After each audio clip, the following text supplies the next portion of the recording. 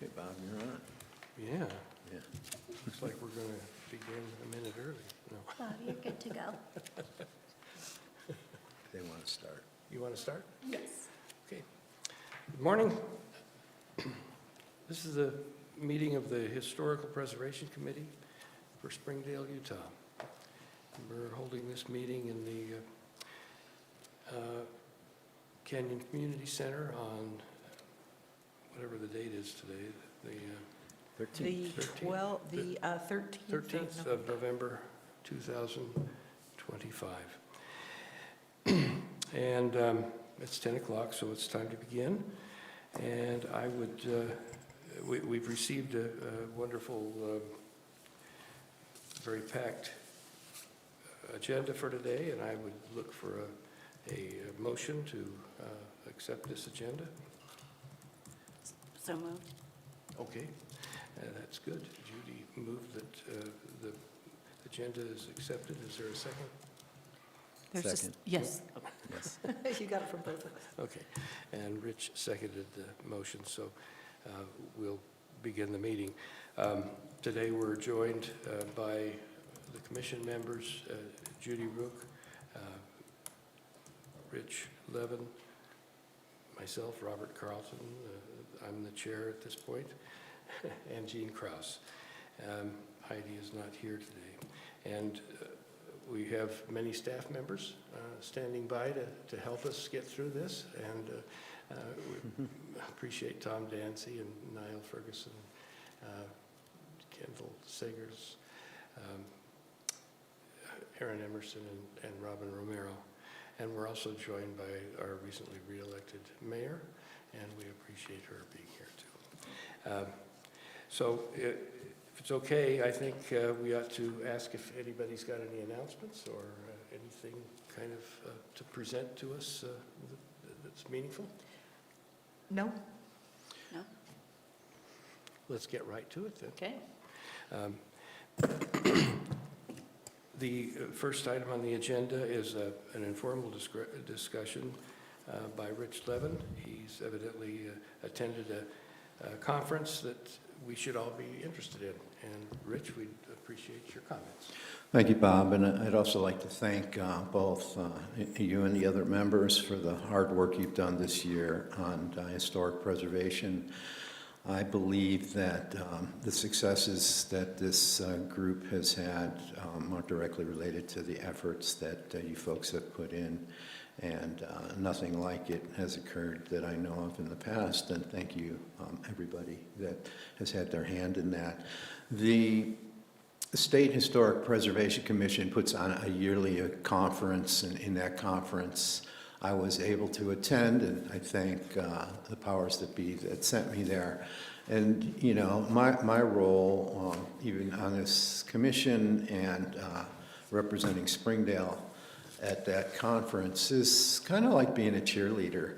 And so for me, I was able to go there and thank those folks like Josh Jensen and Chris Merritt, who are at the sort of the top of the heap of state historic preservation, for their efforts in helping bring through our National Historic Reservation, National Historic Recognition properties. And just, there are some slides and things that we can go through, and I'm going to kind of jump around a little bit. I'm going to try to make it quick, but what you should understand is it is not a conference you should ever miss. It took place up in Mount Pleasant, and it's a junk area known as Spring City. They're both incredibly historically preserved communities, and they highlight some of the best of what exists in the state of Utah. On the way here, I was thinking one of the things that makes us unique is that we're able to make these efforts for the people who come visit here, as well as the community members who live here, and the regional folks that come to our community. It's like a puzzle, and that's what I discovered about the Historic Preservation Conference. I didn't understand how and the way things worked and the way they were doing things, but as a result of attending that conference, the pieces of that puzzle fell together. And it was held at Wasatch Academy, which in itself is an incredible historic property under continuous preservation from the earliest days that school began, as well as those communities, as I mentioned, Mount Pleasant and Spring City. So as a puzzle, I think that's what we're faced with here in Springdale. We're just fitting together the pieces of what we know, but there's an awful lot of things we don't know. And I think it's incumbent upon us that are in this room to take a close look at what's around us and what's still out there that maybe we haven't identified. And I think they do a pretty good job of that up north. And I think they don't really know a lot about what exists down here. So one of the things that I talked to Kendall about was the idea that we would ask the mayor to send an invitation to those people who are in charge of state government and historic preservation to come visit us and to learn the little pieces of the puzzle that we've managed to put together. And I want you to think of the puzzle in this respect.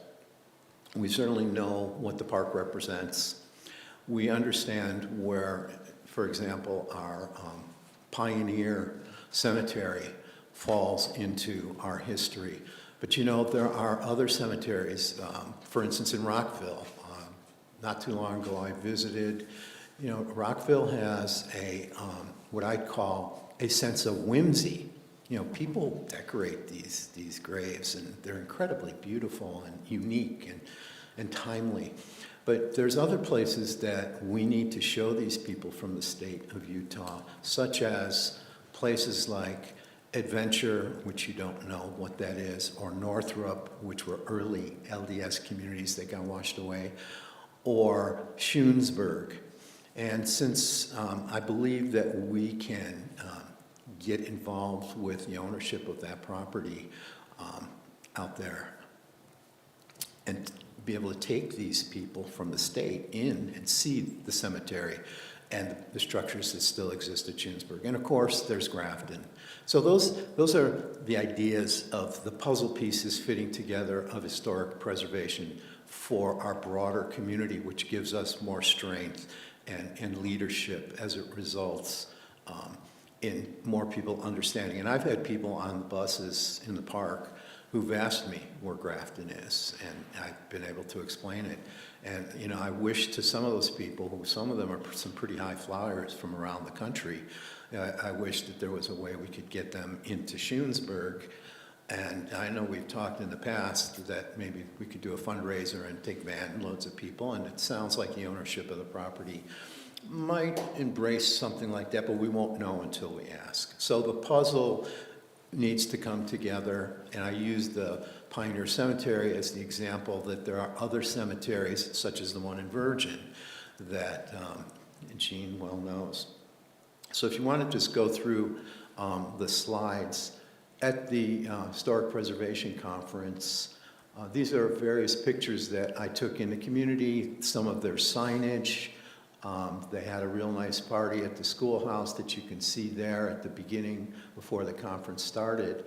And they came up with real direction for the people who attended this function the night before. There's some museums that exist within the context of both Mount Pleasant and Spring City, and that's kind of a view in the center slide, if you would continue. One of the movers and shakers of that community who helped put together a lot of this historic preservation said, you know, it's not on our walking map, but the lower right is our bishop's granary, quote unquote, up there, and how they preserve that. And he sent me out there on part of my walking tour so that I could see that property, and it's truly incredible. So highly recommend, if you really want to know the nuts and bolts of historic preservation as it exists in the ancillary urban areas of Salt Lake, Mount Pleasant, and Spring City are incredible. There's the old church. And so I was able to learn a great deal. The keynote speaker, Thomas Carter, was quite an interesting gentleman, professor. A young man came into the area and found his love of the historic preservation elements that exist in those communities, and those communities that go clear on out to Manti and beyond Gunnison. And I think the article that is on the link that's in the information, yeah, that article pretty much talks about his life and how he came to understand what historic preservation might mean.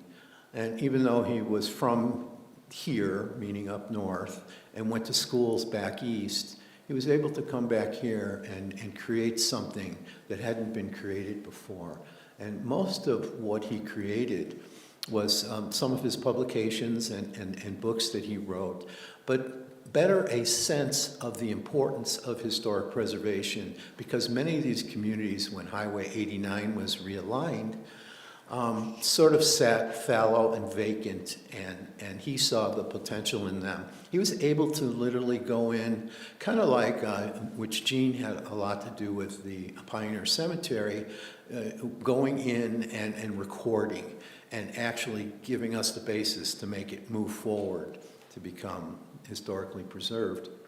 He did that with all the commercial structures and the housing, and he was a musician, and it's a very unique personality, and he spurred what really essentially became the preservation movement of the modern times for the state of Utah. And I wanted to just point that out because he was very humble, extremely smart, and for any of us that, such as planning, who deal with how we're planning our communities, he went into these communities and he discovered that what you see now is just sort of a remnant of what was left from the past. And he was able to dissect it and go in each property and sketch it and write it and create the understanding of. An example that I'm going to parallel with was Rockville was a bunch of dugouts. There's a bunch of people that were thrown into this community to farm, and while they were planting their fruits, and while they were planting their cotton, and eventually finding sorghum to be a great cash crop, they lived literally dug into the side of the hill. And as their fortunes changed, they built houses. And you see him in this picture looking at some of those early houses. So what you see today is not what that early house looked like. You know, there was a sort of a forebear to that, which was very simple.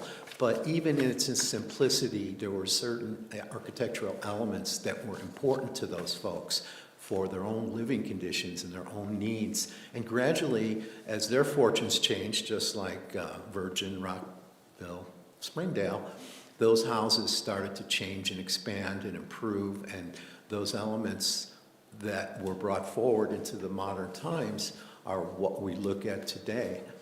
And so he spurred the beginnings of this idea of preservation. And currently, I mentioned the names Corey Jensen, which was in there. He was a student of Carter's, and he's now near, I don't know his exact position, but he was one of the people that helped usher through the historic register for us. And Chris Merritt, who is the top of the heap. Those kinds of people we need to extend ourselves to, get them down here.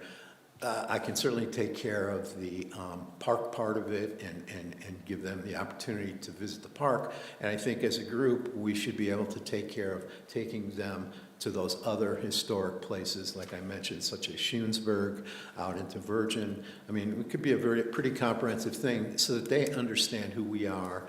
They understand how the puzzle pieces fit together for historic preservation in our community. And even though they've done an incredible job to support us in their own way professionally, this will only enhance our abilities to move everything that we would like in historic preservation forward in our communities.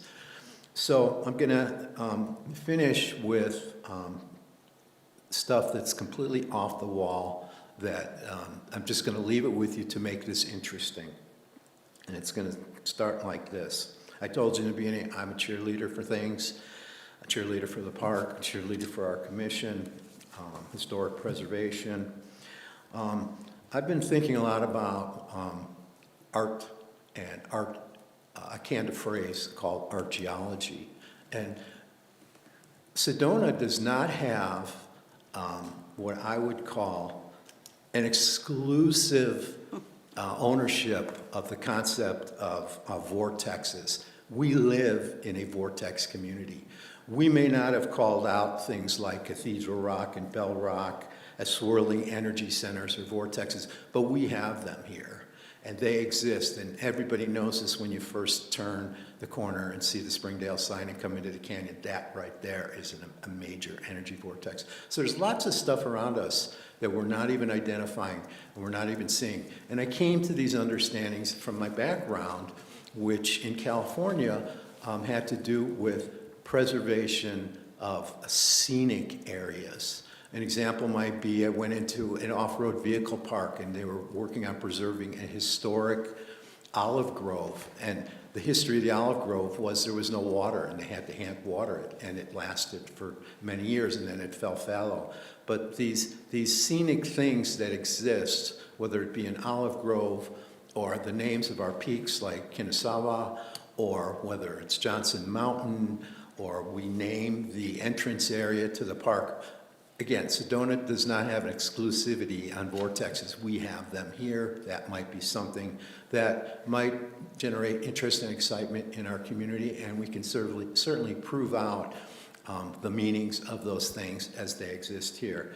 And that's one of the, I think, interesting elements of things that we look at but we don't really see or understand. And when I mention archaeology, I just want you to understand that being in the park for the last 9 years for myself, I've come to understand the Native American influences in the park. They have left both archaeologically and anthropologically many, many things that still exist. And this archaeology was their way of expressing themselves in their little villages and communities that existed along the benches just above the Virgin River, and literally exist right here in our community along the benches of the Virgin River. And you'll hear more about archaeology from me in the future because it's an area that interests me tremendously, and it's real easy to understand when it comes down to it. But that is another concept that may end up becoming some part of our community. So thank you for sending me to the Historic Preservation Commission, for allowing me to be able to cheerlead for us on the statewide, and I highly recommend the next time around that you folks find a way to go, because you will not be disappointed. Thank you. Do they have these meetings every year? Yeah, Oh, and throughout different parts of the state. just wondering. Well, thank you very much. Does anyone have any comments or discussion points that they'd like to bring up regarding Rich's presentation? No. No? Okay. Well, thank you very much. You're welcome. Moving on to the action items, we're to discuss implementing the general plan's natural and cultural resource goals. And luckily, Kendall has been working on these and outlining them for us. Kendall, do you have anything that you'd like to say and to introduce us to this particular item? Yes, I don't know if I can follow up from Rich, because that was really well done. Give But it a I'll try my try. best. Okay, sorry. Yeah, okay, perfect. So the town of Springdale has a general plan which establishes the vision for future growth and development in the town. The natural and cultural resources goal, sub-goal D, is to preserve and promote community appreciation for the town's heritage and cultural history.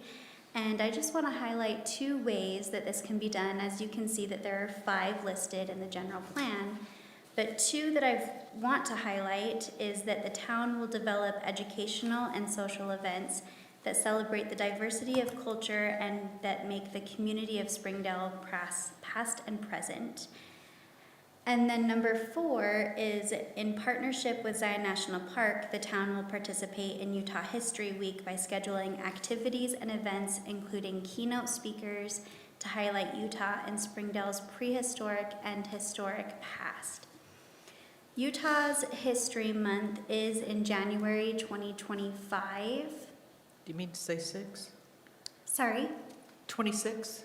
Yes, it is in 2026, also this year in 2025, but the upcoming is 2026, thank you. We could assign 2 commissioners to work with staff, that is a potential.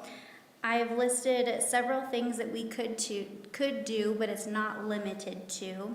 Some of the things that I want to highlight just in my introduction is potentially a root beer fundraiser for raising some funds for the town jail landscaping, or working alongside the community development department for a 2-cent event. We do these events quarterly. It's something that we do with the community just to kind of just communicate and do some fun things. Last time we did a walking tour that actually was a historical walking tour, and we went to the downtown plaza.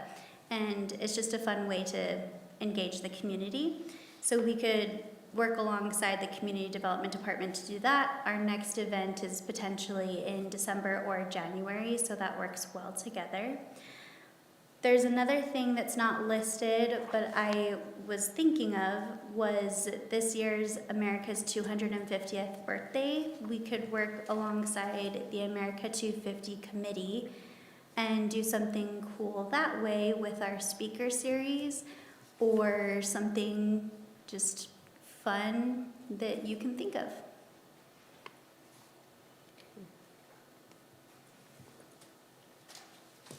So you want us, want one of us or 2 of us to kind of commit to coming up with some ideas and coordinating with you and others to promote the historic, the week or the month of January as a historic preservation month. And that's coming right up. Yeah. It is. 2 months. Yes. So I was wondering if anybody, if any of the commissioners, if any of you guys have time to do it. I'm going to be out of town and I've got surgery scheduled and In January? Actually mid-December. Oh, okay. And I'll be here in January, but I won't be here in for the prep. December. Okay. I won't be here for the prep, so I don't want to commit to it. Question, I'm just trying to find the dates. Are we talking the whole month? Are we talking, one specific weekend or date? It could be one specific date. You don't have to do an entire month-long event. It could be one specific date.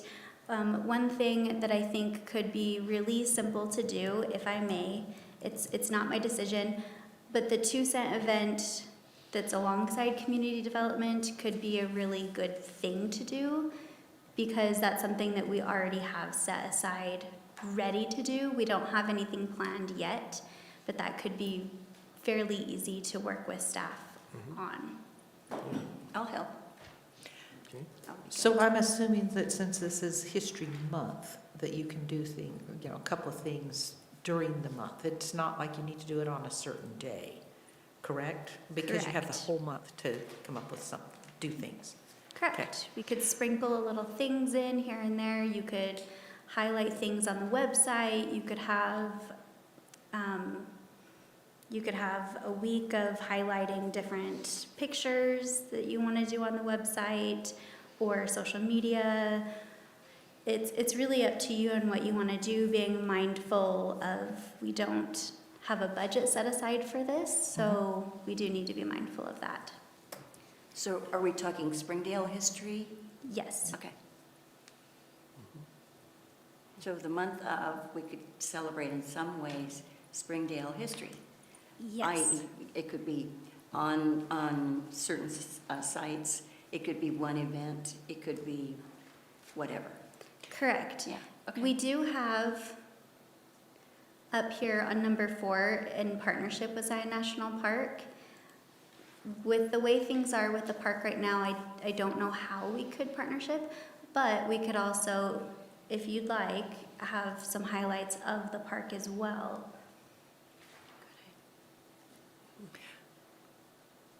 I like the idea of the 250 celebration. What are you guys doing for that? The town of Springdale? We have several things sprinkled through the year, so we will be coinciding with Wreaths Across America. We have the town birthday party that will have a little bit sprinkled in there. It's a lot of sprinkles throughout the year. Okay. That's more long-term, and I like that too. Yeah. But I see that we could, if I can deal with some people, we can get some ideas together and do Yeah. some things. The 2 cent, what does that mean? It's really, we invite our residents to come out and join us for any activity that we do. We've done a lot of different activities, but we invite our residents to give essentially their 2 cents. So they ask questions, they give us their 2 cents about anything really going on in the community. But it really builds a relationship between our department, the Community Development Department, and our residents. We find that it's really essential to build that partnership. All positive, right? I think so. I think any communication is positive communication, even if it's not. Okay. Judy, if you'll work with Kendall and Sure. and anyone else who wants to join. Yeah, I will not commit right now, but we'll see. If I have time, I'll help. Okay. The root beer fundraiser sounds interesting, especially for your project. I really like Yes. that. That could be- And it would be interesting to get everyone's 2 cents about historic properties in town, though you may have heard that, given the, I even had a question mark here on this that I wanted to ask about number 2, where you have the town will complete the construction of the history/visitor center, and I have a question mark on that. Is there plans for that, or is that on hold right now? Given Excuse what me. happened in the past. That would either be a Tom or a mayor question. Okay. Yeah, so as of this point, that project is on hold. There are no imminent plans to bring that project up at this point, but that's something that we're looking forward to, Okay. opportunities potentially in the future at some point. Okay, wondered. Okay. So I will see if I have time to help you with everyone with doing like the root beer fundraiser, which I think would be fun. I think that would be fun. That would be great. Yeah. Okay. Okay. That's great. Do you think we need to make a motion to identify the people? No. I don't think so on this item, so. Item number 2 is a discussion of possible approval recommendations to enter into a partnership with the Preservation Utah Tours.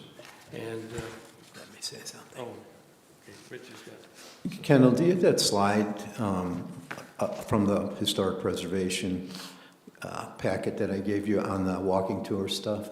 Yes. Let's put that up there, if you will, please. This will be helpful. Yeah. And go ahead and make your remarks, if you will, about this particular action item, and I'll just mention something when you're concluded. Okay, perfect. So we'll go back and forth then. So the Preservation Utah Tours app is a free app for Apple and Android users. So you don't have to obviously pay for it, and it's free for users and municipalities to use.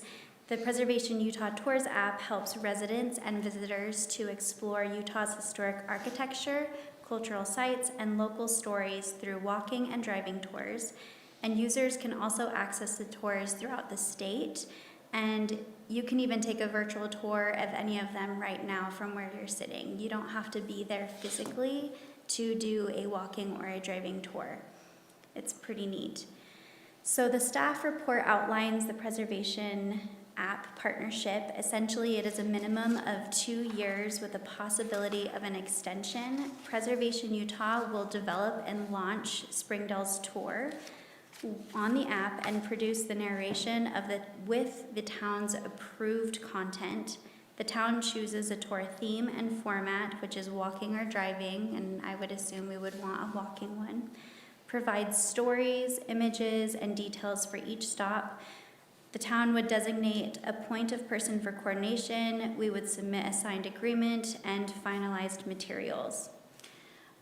Down here, you kind of see how the app works. This is the home page. This is where you see where you can select a walking tour or a driving tour. For this example, we selected a walking tour. You can see Beaver Historic, Midway. We selected Beaver here, and it gives you an outline of the history. You download the tour, so you actually have to download the tour onto your phone. It's not just easily accessible within the app. You download it. Then you can listen to each slide. It goes through a series of pictures, and the person talking gives you the rundown of the room that you're virtually viewing. But if you're there in person, you can see on the phone which room you're in, and you're there in person, and you can listen to the content, and you can read the content as well. And that's pretty neat. So what we need from the HPC is the action of, there's 3 potential things that you could do from this, is to either do nothing or enter into an app partnership with Preservation Utah. You would have to make a motion to send this to town council to approve, or implement a walking tour in some other type of capacity. If you do decide to do nothing, this is a point that you should consider for the Utah State Historic Preservation Office. We do have procedure outlines that we do need to continually promote educational activities. So please keep that in mind during your discussion. I see. So I had to put up the walking tour that I went on for the state conference. And there's a piece of paper with all those red dots and streets and the locations. And we have talked in this group for a while about having a walking tour. I would like to make the motion that we do adopt with Utah Tours this walking tour concept for us in Springdale, as opposed to the flimsy kind of paper map that we might hand out. This is where everything's going in technology in our society, and this would help give us a leg up to help develop that program, of which I would participate to try to help to develop it. So there's a motion. Okay, if you don't mind, I will amend your motion. Sure. Okay. I'm going to read what you had here. The Historic Preservation Commission, my motion is this. The Historic Preservation Commission recommends to the Town Council that the town enter into a partnership with Preservation Utah Tours as discussed in our commission meeting on November 13th, 2025. This motion is based on the following findings. Number 1, the Springdale Historic Preservation Commission has wanted a walking tour for years, but has been unable to bring it to fruition. This partnership with Preservation Utah Tours will finally make this happen. Number 2, this saves Springdale the time, effort, and money to create this walking tour on their own. And number 3, this supports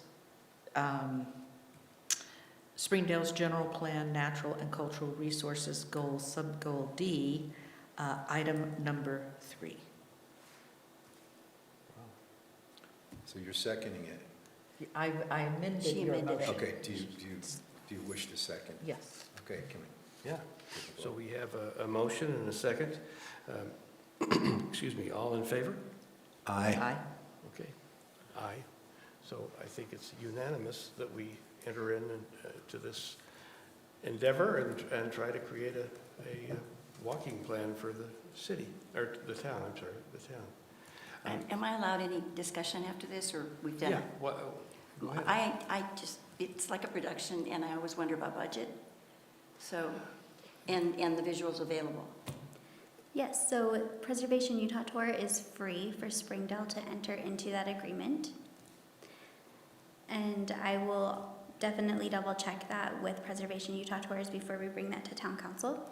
As far as pictures, we can take more pictures and historic preservation.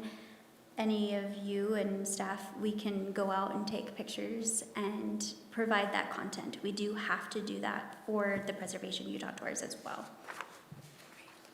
Thank you. Yeah, no problem. And can we include things like Grafton? That's not walking though, that's Oh. more driving. Well, what I was That's thinking, that's a different thing, isn't it? well, what I was thinking here, since it says you can choose a tour theme or format, walking or driving, if you're going to do just Springdale, you're probably going to be doing a walking tour. If you were going to do a driving tour, it would be beyond beyond Springdale, to include some of the outer areas. Okay. I guess really that's kind of a tourism item rather than just a historical preservation item. And I don't think we're to that point at this. It can be a two-parter. I Yeah. mean, basically, the first one is, Yeah. let's get Springdale going. Mhm. And then beyond that, as we develop these other areas, I think we can really include those. If we could find out about some of that stuff, Kendall, if we could start out with a walking tour of Springdale and then augment it to include a driving tour and include some, I don't know whether the park would be part of the driving tour. Possibly could. Possibly could, or Yeah. maybe just, you could walk to the park. You know, I mean, you can jump on a shuttle. and Follow me. and see that. So I think we need to maybe delve into some of those details, but I think that's part of the process, as I understand it. Yes, I think we could definitely do that. The first step we should be within Springdale. And then the second step, I think we could bring in the Grafton Heritage, and then Zion National Park, and see if they would like to collaborate on the driving tour after that. Okay, we'll proceed with that. Cool. Great. And we can move on to the third action item. It's approval and recommendation for historic artifact display policy. In reading through this, Again, she's got it. I know Kendall's got it all down. Oh. So if you could go through that with us, and we can Yes. possibly work through it. I made this introduction a little bit more brief than the others. So the historical display policy provides a framework to ensure the preservation and integrity of the town's collection of historical items. The policy would help to preserve cultural heritage and ensure responsible practices. The key points of this policy are mission, access, authority, and responsibilities. Within that are a collections committee, which would be responsible for acquisitions, accessions, and deaccessions, the executive director and staff as responsible for the physical care, administration, and documentation of the collection. As I said, some of the key points would be the acquisitions, the deaccessions, disposal, collections care, documentation. And what we would like you to do is review and discuss the draft policy and draft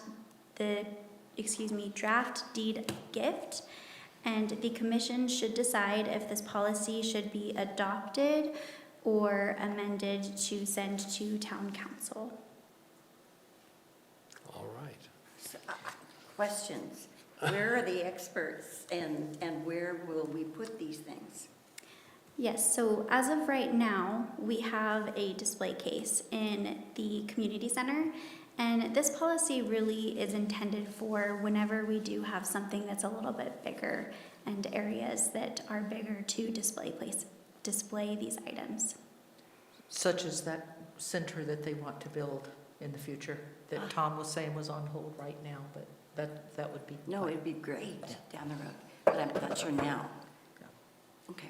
Do you have that draft policy to show up here? Yes.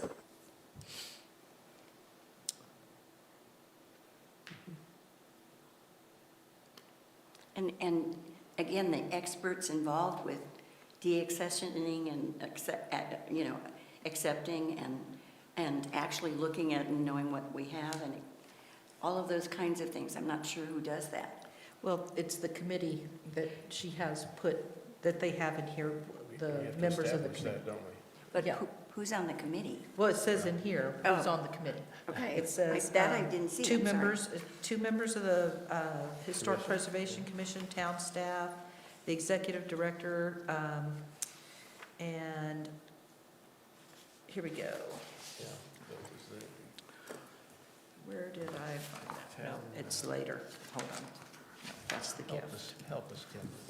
Well, was What that? page, where exactly was it? I can't find it, but I had it in here. I had marked it Committee, there we earlier. There it is. Who Standing exactly the committee? committee consisted of? Because Here I we go, noticed it Jean. had two different It's things. right up here.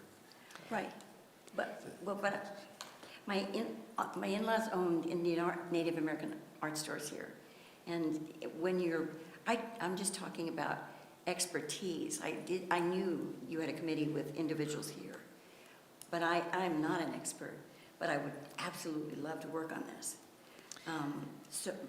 We need to be either guided, led, or in some way, we have to have some help. Well, here's what I already wrote down that I was Okay. going to recommend. Yay. Was the Utah Humanities Council has classes that they offer, and they will come down and do classes on care of artifacts. And I've taken that class before. It was a week-long class. the expert. And they teach you how to maintain artifacts, et cetera, how to store them and all that. And I thought if we could get the Utah Humanities Council to have somebody come down and do that class, that would help. That'd be great. But how about, do we accept this? Is this real? Who helps with that? Who helps with that? Well, I am assuming that the committee could arrange for a specialist or I'll just use the word specialist to come down and help with things. Wouldn't you think that would be possible, to have someone who is a professional in the field to come and help if they need that help on a certain item? So would you like to add on the collections committee a specialist, or during the acquisitions, I guess that would be the collections committee, just a specialist depending on the item? That's what I would think. That's what I would Absolutely. think, because Yeah. there's a variety of things that could be offered, and not. Some one people could specialist decide right is off the not going to bat, be able others to- a specialist. Yeah. Absolutely. Decide, yeah. And it might be a once a month or whatever. Could be The once expert a appears. year. Who Yeah. knows? Yeah. Who knows? And is there can a budget be created to pay this individual who's going to assess the authenticity of these items? Right. It's one thing to say, yeah, let's have somebody, but not everybody's going to donate their time. Well, and I do know that, in Los Angeles, because I have a pre-Columbian group of things, and I know that there are specific days when you can actually present, whatever to certain Butterfields or a number of places like that actually really do know how to assess, because it can get difficult. I love the whole idea, though, and I'd love to be involved. If I can interject something here, this is a policy and a framework to lay the groundwork for the potentiality of how we will move forward and do these things. To get into the minutia and detail of what this committee might determine needs to be done and approach the town council with funding and other issues will remain to be seen. It's really a vote for us to move forward to the town council the idea that this policy should exist and sit in our laws as a framework. And I think we need to look at it like that, even though there's going to be some other action items that are going to come up in just a minute or two that are related to this.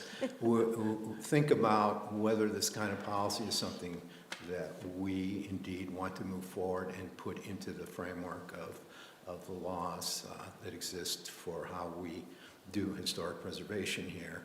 And the details will be worked out of those things down the road. Then I suggest, and I think you already did that, we add an expert to this whole. Right, idea. and Kendall was making notes on that. She was amending things. I could see her working on it. You while did we it, talked. okay. Yes. And I'm looking here at the website for the Utah Humanities Council. They call these heritage workshops. And here's what it says. Okay.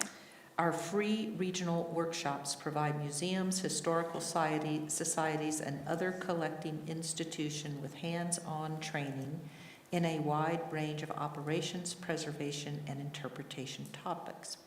On-site mentored projects give participants the opportunity to apply their new knowledge and skills. Megan Van Frank, that's who I took this class with, was Megan. And they offer museum interpretation, collection stewardship, and this other thing called STEPS. They have 3 different workshops that they offer. So this is what I'm talking about. Thank you. Okay. And we could make arrangements for them to come down and do a workshop in Springdale. Sure. Is that funded by the state? Yeah. Oh, okay, now that sounds interesting. Yeah, okay, Okay, so what Well, are our findings as to why we like this? yeah.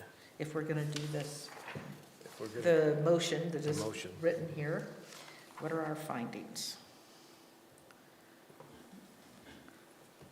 We need a group to, because we need a Yeah, group. it's got our sample language here Yeah, for, yeah, and I- it says based on these findings. Yeah. Yes. um, What are our findings? Why do we want this?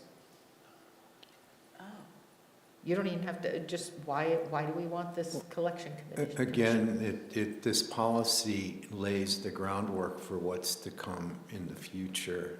If there is the concept of the community endorsing and creating a museum, we need this policy in place.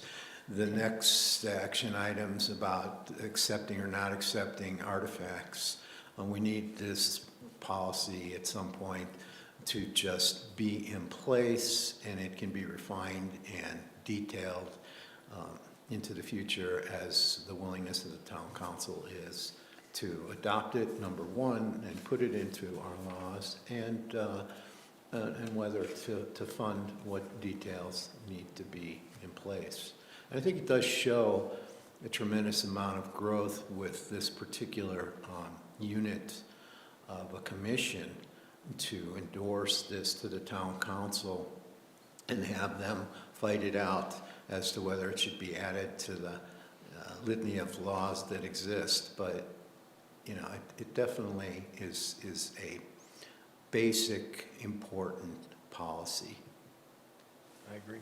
I I think do we too. have to have something to rule us or to guide us as to what we accept, and we have so little room to accept, to store anything and preserve it, that, you know, we're gonna have to be very careful as to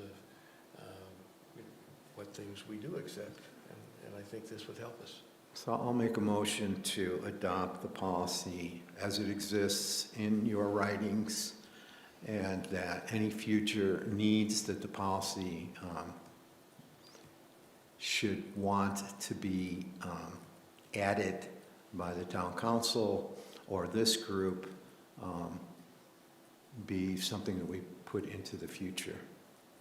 But my motion is to adopt the policy as it exists and is written and it's shown today. And I think Jean's got some findings that should be included with that. yes. All right, I will add these findings that we just discussed. One is we need this policy in place for the future history/visitor center. 2, we need expertise for the acquisition of artifacts by Springdale. And 3, in order to preserve the history of the town of Springdale, and to justify our continued existence as the Springdale Historic Preservation Commission, we need a collection policy, this historical display policy for the artifacts we acquire. Okay. Do we have a second? Second. Judy has provided a second. So all in favor? Aye. Aye. I said aye. Okay. Yep. Great. Okay, so we'll send that off to the commission and see what they come up with. So we were going to discuss, or were to discuss and consider the Lila Moss's proposed donation of artifacts and antiques. Now, you know, that's why we need some rule and some committee to look at it. I don't know, I know that she's listed a number of things that she'd like to donate, and she's had them in her basement, and it's been, or not her basement, I guess her garage, and I know it's been an issue for her for some time. And some other people have got artifacts as well. Do you know anything about it, Rich? A little bit, but if I could, to begin with, let me say that I do have experience with museums in the state of California in various ways, both in conservation and policy like this, in sharing, museum sharing between one another. And I've looked at museums here in our communities. Hurricane is a pretty good example. And I'm going to be very blunt, and I'm going to say that we do not want to ever be in a position to be a junk shop. Not that that's what I'm saying about Hurricane, because they have a great way of displaying the importance of their community's history with pictures of the community from early on and displaying and understanding how it works. But the future of museums is very much based on technology. It's very much based on looking at collections in a very critical way and determining what the real needs are. We don't have a museum. We don't have really storage facilities, display facilities. That policy is going to be the underpinning of what may come. And so my gut feeling is, unfortunately, we have to say no.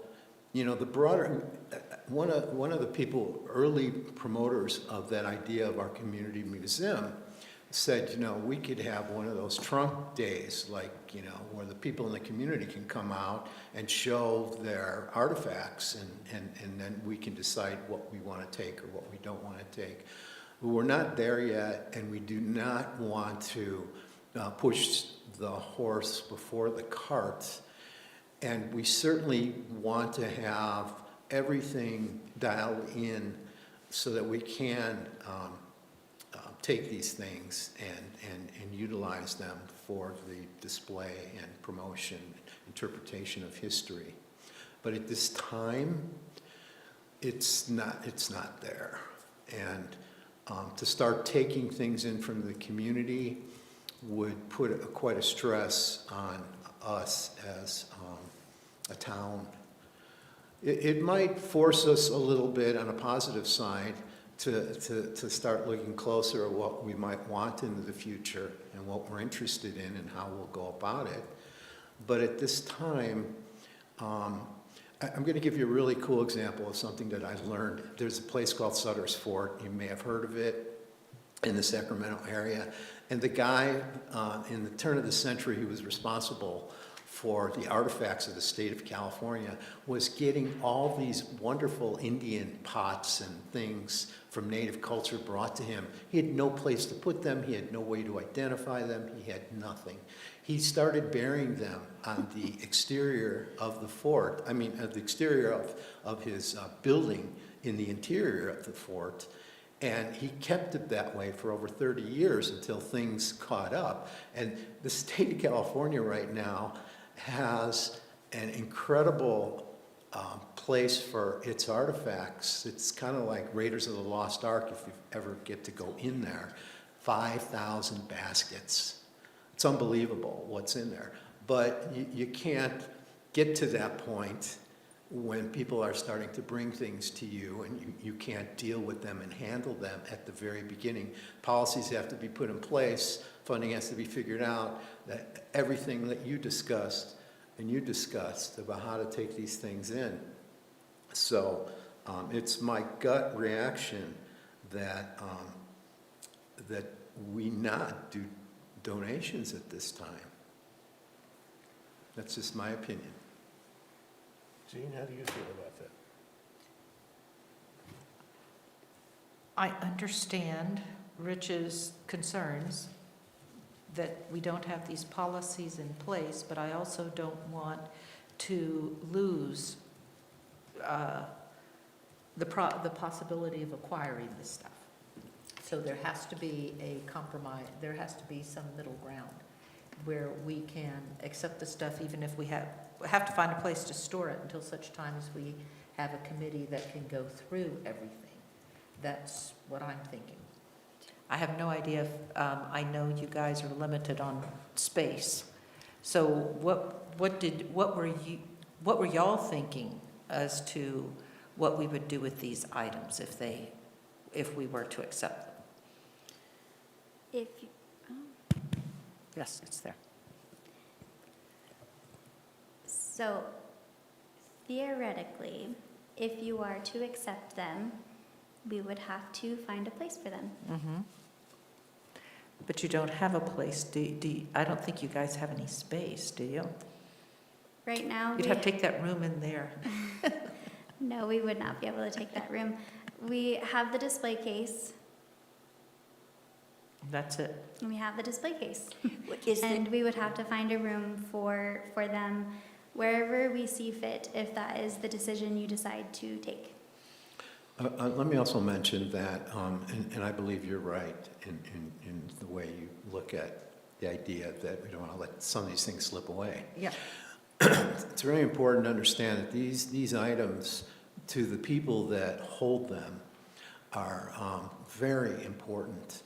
And it's simple enough for them to maintain holding them and to create the documentary necessity of putting that in their will, that they will it to us indeed if they move on, that they themselves take responsibility for identifying and doing all the research necessary to support what those particular artifacts represent and what they are, and that they stay in place with the owners, but that they convey to us, you will have these when I'm gone, or if something occurs sooner. That's a way that they keep holding it, but we have access to it. And that's something here that's in that the historical display policy was bequests, how people could be bequest property. So it's possible that we approach Lila and just say, could we do this as a bequest, where she leaves it in her will and she keeps it. That brings up another problem. Let's say Lila passes away tomorrow, and she's bequested it to the town. We've accepted her bequest. We still don't have a place to put it. And that would require, someone collecting it, some moving it to wherever we're going to store it. And I'm going to go back and say, we have to decide that it's historic. Yeah. That's number one. I am sitting with my fourplex. I have this back building, and when my in-laws passed, and all of a sudden, I had a ton of all kinds of things back there, and I still have some. And this is supposed to be secret, so now I'm opening up a can of worms. But I'm living this, and I really, really feel strongly about the provenance. In other words, is this history or not? As Rich said, we don't want to have some kind of a crazy nothing place, but at the same time, this could be a wonderful piece, and it would be wonderful for the city. So I think Okay. we should save it. Go ahead. All I was going to say is this historical display policy would take care of what your concerns are, because they've got the bequest, they've got the way you go through the stuff, how you look at the stuff, how you decide to dispose of the stuff that you don't want. It's all in this policy. Okay. So that's taken care of. The issue is, do we want to take this from, accept this from Lila now? She's been trying to donate this stuff to the town for years, I believe. Yep. And so, as you said, she could die tomorrow. We could all die tomorrow. We can all die tomorrow. What do we want to do about this stuff? That's the issue. Could Do we we- want to take it? Do we want to tell her, go do a bequest in in your will? What do we want to say to Lila? That's what and we don't have the space to store it, but I would hate to lose it. I don't know that it's I agree. it's commission's responsibility to come up with that. No. I'm wondering about referring it to the town council to say, hey, you know, we've got this problem. Yep. The town needs to address Okay. renting a storage facility, you know, Okay. something, Here's- yeah. Here's what they have as action on this. Assign 1 or 2 commissioners or direct staff to review the artifacts and antiques and make a recommendation on acquisition or denial. This is your issue, Judy. Yeah. And it says, make a recommendation on acquisition or denial for the next meeting, which is coming up on March 5th. So that's 4 months away. We recommend holding off on formally acquiring the items until a policy is in place, which is your issue. We anticipate that the policy will be in place by the next meeting. So what they really would like for us to do is to make arrangements with Lila to review all this and make a recommendation at our next meeting. Well, I can see that. I can see Like? doing that. I like that. I just worry about, Yeah. Where is it going to sit? where's it Okay, gonna but go? that's not, but Yeah. that's I not know, our I issue. know. That's not I'm not our worrying issue, about it. but I think we need to. To at least make it look at the clear to stuff. town council Okay. that it's not our issue, but it is something, you know, they want us Okay. to consider. If I may, Okay. may I They're running out of interject? time. If you do decide to acquire any of Lila's donations, staff is happy to make any arrangements to store any of those items. You do not Okay. need to stress about that That, as okay. much. If it's Okay. items that you feel is worthy of having for Springdale's historical collection, then it's something that we are happy to find storage space for. So Okay. that's not something that the HPC should stress about. Okay. So the only thing that I would add to all that is that she brings it forward with its official provenance, if she's willing to go through that process and not to just give us stuff, but stuff that is linked with provenance. And you're willing to put it somewhere, Okay. great. That's fine. Okay. But we're not So, going to be they responsible want us for to, that. How do we so word it this, says, folks? we are to assign 1 or 2 commissioners, or we direct the staff to review the artifacts and make a recommendation at the next meeting. That's what they're asking us to do. So, or is it going to be a commissioner, or are we going to send the staff?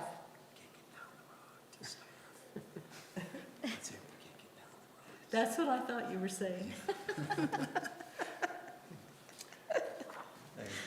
Does anyone feel that they'd like to try to assess? Not me. I love it. but I They can't- want us to I don't send, they know. want us to send it to staff to have staff review everything. Well, that's one of the options. I know it is. It's one of the options, I mean, direct there- staff. There could be an expert at Dixie College, for that matter. There could be, there could be an expert close by that we can just Okay. find, and we can access in some way. So it sounds like what we want to do is to review the items and have a recommendation by the next meeting. So it sounds like 2 commissioners would like to review the items. No, And two make your two recommendation. commissioners are saying, Is send that it what to you're saying? staff. That's what we were Noted. discussing over here. I don't mind looking at things. I like Lila. I've interviewed Lila before for a historic project. I get along fine with her. I don't mind reviewing things with Lila and joining the town staff to review things. I'll do that. Okay, That's good. all right. So Jean will help the staff Okay. review things. So